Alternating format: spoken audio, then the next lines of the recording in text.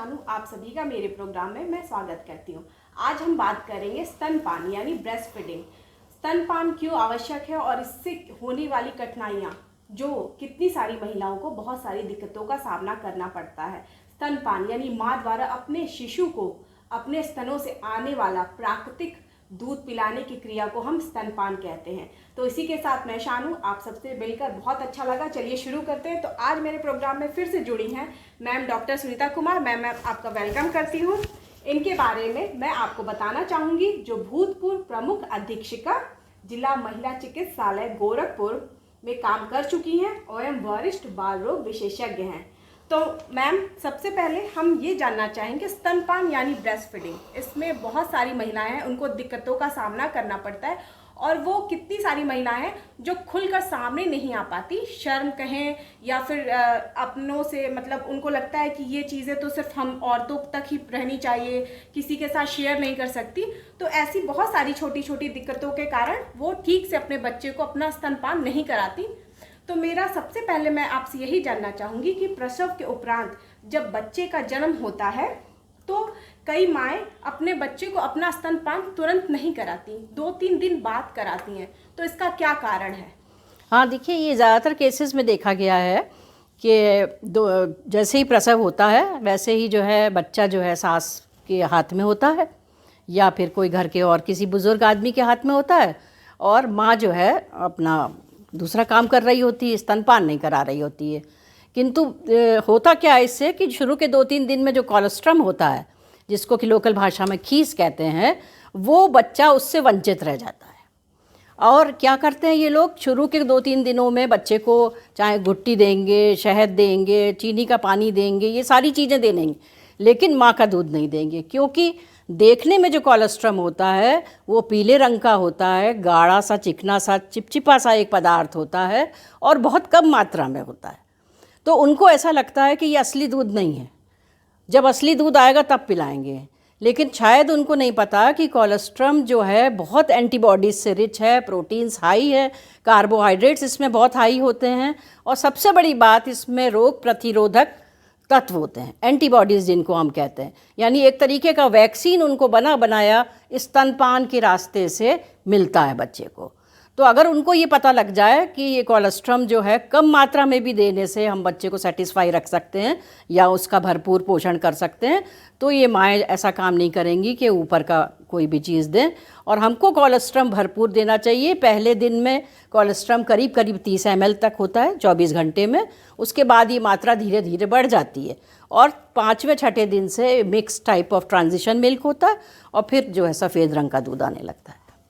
और मैम, स्तनपान कराने में बहुत सारी कठिनाइयाँ होती हैं, मैं चाहती हूँ कि आप उस पर विस्तार से बताएं। हाँ, देखिए, कठिनाइयाँ जैसे मैंने बताया कि पहले प्रथम 2-3 दिन जो है वो कह देते हैं दूध खराब है, नहीं पिलाना है, तो उनका वो बच्चे का अटैचमेंट माँ से करा ही नहीं रहे हैं। जबकि अब की ये जो लेटेस्ट वो हो गया है कि आप आधे घंटे के अंदर, चाहे सिजेरियन से भी डिलीवरी होती है तो भी आधे घंटे के अंदर या 1 घंटे के अंदर ज़्यादा से ज़्यादा बच्चे को माँ को दे दें और माँ के दोनों स्तन के बीच में बच्चे को उल्टा रख दें और बच्चा अपने आप स्तन ढूंढता हुआ और स्तनपान करने लगता है। तो इससे क्या होता है, माँ और बच्चे का अटैचमेंट, जिसको कहते हैं लाइफ लॉन्ग अटैचमेंट, वो बढ़ता है। साथ में बच्चा सीखता है कि दूध कैसे पीते हैं और उसको गर्माहट मिलती है माँ के शरीर की, ये सारी चीज़ें हैं। लेकिन फिर भी उसके बावजूद कुछ प्रॉब्लम्स ऐसी आ जाती हैं जिसकी वजह से माँ जो है वो है बच्चे को दूध नहीं पिला पाती है। इसको हम 2 भागों में डिवाइड कर सकते हैं, जैसे कि प्रथम 2-3 दिन में जो दिक्कतें आती हैं और एक बाद में जब दूध इस्टेब्लिश हो जाता है 1.5-2 महीने पे जो बच्चों को, माँओं को दिक्कत आने लगती है अपने फीडिंग में। तो प्रथम 2-3 दिन में तो यही है कि अटैचमेंट की प्रॉब्लम है। जैसे मैंने बताया, अगर प्रॉपर वे में अटैच कर देंगे और निपल्स अगर उसके साधारण हैं, बने हुए निपल्स हैं, तो बच्चे को दूध लेने में बिल्कुल भी कठिनाई नहीं होनी चाहिए। और अगर उसको कठिनाई होती है तो उसको तुरंत किसी बाल रोग विशेषज्ञ को या महिला चिकित्सक को या वहाँ के किसी स्वास्थ्यकर्मी से मदद लेनी चाहिए। और मैम, ये भी होता है कि निपल्स के जो शेप होते हैं हमारे और स्तनपान, इन दोनों का आकार में कुछ अंतर आने के कारण भी दिक्कत होती है? हाँ, बहुत फ़र्क पड़ता है। मैंने बताया ना कि जैसे निपल्स के कई टाइप्स होते हैं, जैसे आप ये यहाँ पर देख रहे हैं, ये टाइप्स ऑफ निपल हैं। ये पहला वाला नॉर्मल है, दूसरा वाला शॉर्ट है, तीसरा वाला बहुत लंबा है और ये इन्वर्टेड है जिसमें निपल जो है अंदर धंस गया है। तो अगर ये इन्वर्टेड निपल होता है तो माँ पिलाते पिलाते परेशान हो जाएगी और वो कहेगी कि अब मैं दूध नहीं पिला सकती, अब मैं ऊपर से बोतल लगाने जा रही हूँ। तो फिर इसका तरीका ये नहीं है, इसका तरीका ये है कि किसी स्वास्थ्य कर्मी से मदद लें और वो बताएगा कि इसका क्या तरीका होता है दूध पिलाने का। तो अगर इमीडिएटली वो टाइप ऑफ निपल चाहे जो भी हो, माँ को जो है दूध होता है उसको स्तनपान कराना चाहिए। शुरू में अगर ज़रूरत पड़े तो दूध निकाल के, ब्रेस्ट मिल्क निकाल के भी पिलाया जा सकता है और जब उसका निपल अच्छे से बन जाता है तो वो डायरेक्ट अपना दूध पिला सकती है। और मैम ये भी बहुत सारी दिक्कतें होती हैं कि जैसे माँ अपना फीड करा रही है, बच्चे को दूध पिला रही है, पर कितनी माँओं को ये चिंता रहती है कि पर्याप्त मात्रा में हमारे बच्चों को दूध नहीं हो रहा है, तो वो शीशी लगा देती हैं, बॉटल का यूज़ करना शुरू कर देती हैं। तो ये कहाँ तक सही है? नहीं, ये तो बहुत कॉमन है कि जो भी माँ आती है छोटे बच्चे को लेके गोदी में, वो यही कहती है कि बच्चे को पर्याप्त, ऐसा लगता है कि मेरा दूध पर्याप्त नहीं है, तो क्या मैं 1 या 2 बार इसको शीशी से दूध पिला दूँ या पाउडर का दूध पिला दूँ? तो उसके लिए उसको मतलब हमें सेटिस्फाई करना भी आना चाहिए। तो हमको उसको यही बात बतानी चाहिए कि अगर आपका बच्चे का वज़न बढ़ रहा है, प्रथम माह में करीब 25 से 30 ग्राम रोज़ बढ़ता है, या अप्रॉक्सीमेटली आप समझ लीजिए 500 ग्राम 1 महीने में, या 250 ग्राम 15 दिन में बढ़ता है। तो अगर उसको ये पता लग जाएगा कि 125 ग्राम का फ़र्क 1 हफ्ते में आता है, तो वो अगर किसी इलेक्ट्रॉनिक वेइंग मशीन से वज़न कर सकती है बच्चे का, तो वो इस तरीके से सेटिस्फाई हो जाएगी मेरे बच्चे का वज़न बढ़ रहा है मेरे ही स्तनपान कराने से। दूसरा ये है कि स्तनपान कराने के बाद वो आराम से सो रहा है बच्चा। और तीसरी पहचान ये है कि 6 से 8 बार अगर 24 घंटे में वो पेशाब कर लेता है तो इसका मतलब उसको पर्याप्त मात्रा में दूध मिल रहा है। अगर ये 3 चीज़ें आप माँ को समझा सकती हैं तो वो माँ जो है सेटिस्फाई हो जाएगी और फिर केवल अपना ही दूध पिलाएगी। और मैम क्या मानसिक अवस्था और वातावरण का भी स्तनपान कराने में कोई असर या कार्य रहता है? बहुत असर पड़ता है, क्योंकि जो सारी ये प्रक्रिया है लैक्टेशन की, ये 2 हार्मोन से गवर्न होती है। एक है प्रोलैक्टिन और एक होता है ऑक्सीटोसिन। ये दोनों ही हमारे ब्रेन के अंदर बनते हैं। तो प्रोलैक्टिन से तो दूध जो है बनता है, जो कि प्रोलैक्टिन हार्मोन जब निकलता है तो हमारे ब्रेस्ट के अंदर जो डक्ट्स होती हैं वो दूध को सिक्रीट करती हैं, और ऑक्सीटोसिन से जो मसल होती है उसके चारों तरफ की, उसको कॉन्ट्रैक्ट करती हैं ताकि वो दूध बाहर निकल सके। लेकिन ये दोनों ही हार्मोन बनते कहाँ हैं? दिमाग के अंदर बनते हैं। तो अगर स्त्री को या मतलब जो भी प्रसूता है जिसने बच्चा पैदा किया है, अगर उसको कोई भी चिंता हो गई या उसमें कॉन्फिडेंस की ही कमी आ गई कि मैं अब दूध नहीं पिला पाऊँगी, पहले बच्चे में भी मैंने नहीं पिलाया था तो अब इस वाले बच्चे में भी नहीं होगा, ज़्यादातर माएँ तो यही सोचती हैं।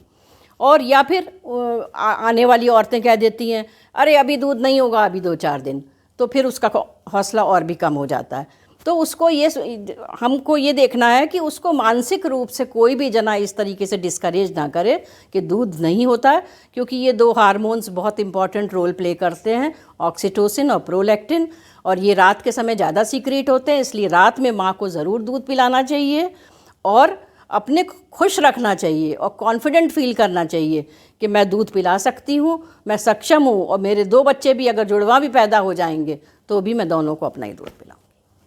तो मैम आपसे बातें करके हमें बहुत अच्छा लगा। तो चलते हमारे व्यूवर्स को कोई टिप्स बताइए। टिप्स यही हैं जो मैंने बताया है कि स्तनपान कराएं, केवल स्तनपान कराएं। ये दिमाग से बिल्कुल निकाल दें कि स्तनपान नहीं होता है, क्योंकि यह देखा ही नहीं गया है किसी भी केस में कि पर्याप्त दूध ना हो।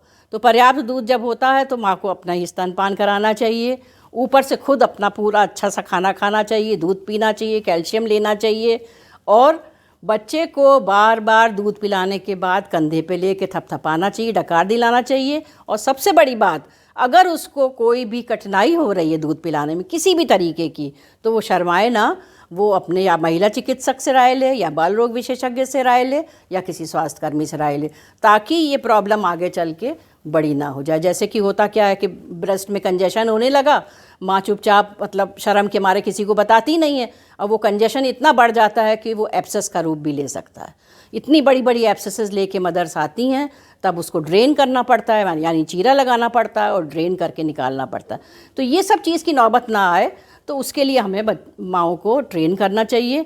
और सबसे बड़ी बात मैं कहूँगी कि प्रेगनेंसी में 8वें और 9वें महीने में माँ को ये ज़रूर बताना चाहिए कि अपने निपल का सेल्फ इंस्पेक्शन करे, खुद देखे और अंगूठे और उंगली के बीच से निपल को बाहर निकालने की कोशिश करती रहे, ताकि जब उसके प्रसव हो तो वो बच्चे को खूब अच्छे से स्तनपान करा सके।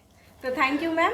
तो ये थी डॉक्टर सुनीता मैम, जिन्होंने आपको और हम सबको स्तनपान कैसे कराया जाए और उनसे होने वाली दिक्कतों के बारे में बताया। तो मैं शानू आप सबसे विदा लेती हूँ, पर चलने से पहले कहूँगी ज़रूर कि मेरे चैनल को लाइक करिए, सब्सक्राइब करिए और जो बेल आइकन का बटन होता है उसे ज़रूर दबाएं। और हाँ, एक बात और, अगर आपको हमारा ये प्रोग्राम अच्छा लगता है, अगर आपका कोई सुझाव या कमेंट है तो कमेंट बॉक्स में जाकर नीचे कोई भी सुझाव या कमेंट कर सकते हैं।